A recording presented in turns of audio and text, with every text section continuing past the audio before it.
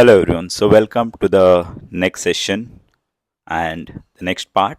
So in this I'm going to tell you and explain you about the simple future which is going to be one of the important tense and it will also help you to explain about your future.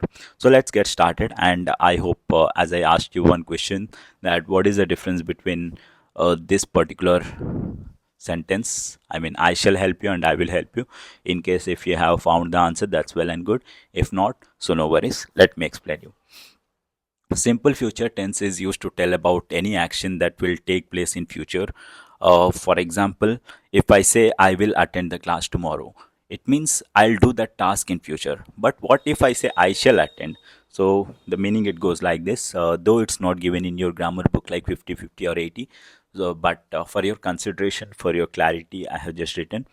So if I say I shall help you, it means that the probability will be or the probability is around 50-50. Okay, and the moment I say I will help you, then it means 80%.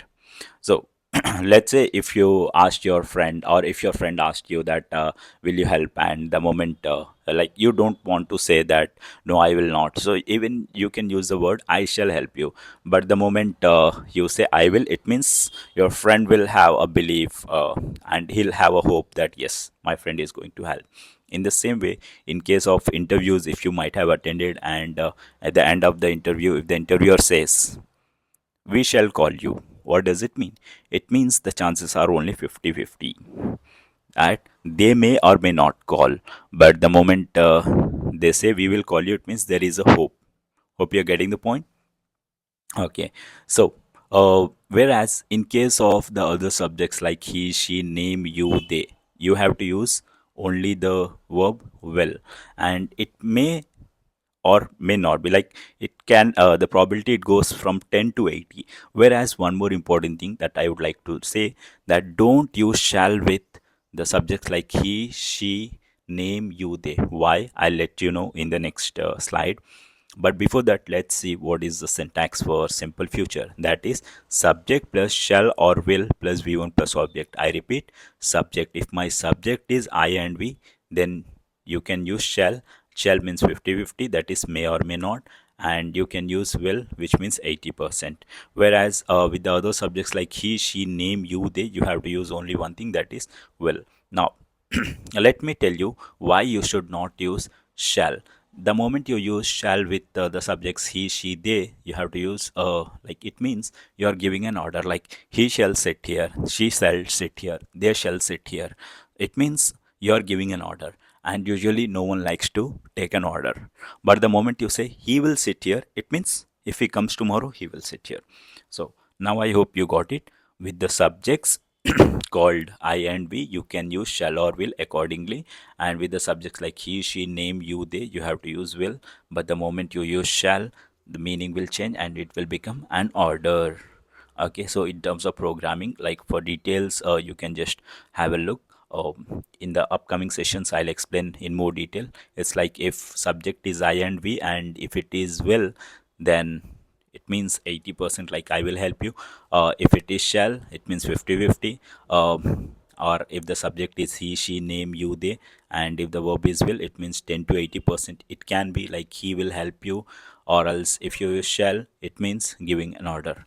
Okay, now how to ask a question and oh sorry how to ask a question, and before going to that, where actually we have to use a simple future, that is it is used in order to tell about the evening plans, like today in the evening I will like after the class I will go to a cafe or a restaurant, or I'll order, or I'll go for a movie. Like it can be anything about your goals, like after the completion of course I will apply for the job, then I'll to receive the offer letter, I'll work for 3 months 4 months, then I'll buy a bike, whatever the things. Or even the Sunday plan, like I'll wake up at 10 or 11, then after whatever the things that you're going to do, or even about your future plans. So in order to tell about all the plans, goals, you have to use only and only simple future.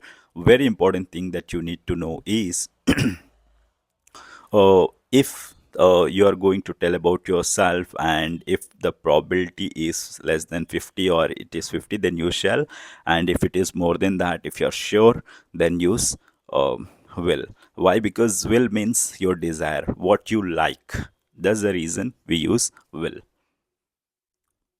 Next, how to ask a question. So mainly we ask the question using will. Hardly we use shall. Why? Because shall is used for permission related things. As you can see, will you help me? Yes, I will. In case if you are not sure, as I told you, so you can say I shall help you, or no, I will not help you. Will he help me? Yes, he will help. Sorry, and he will not help you, because whatever the reason that you want, you can quote. So always do remember, use will in order to ask the questions. Now let's go ahead with the next thing, that is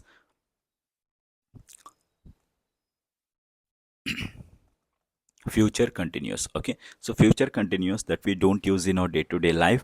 Why? Because as you'll come to know very soon, future continuous means something that is going on, or sorry, that will be ongoing in the future.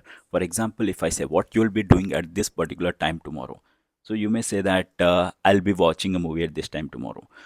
Like generally people ask about what you will do tomorrow, but if I particularly ask what you'll be doing at this particular tomorrow, at this particular time tomorrow, so if you are a professional, so you may get offended. Why? Because that is going to be a very personal question. Hope you're getting the point.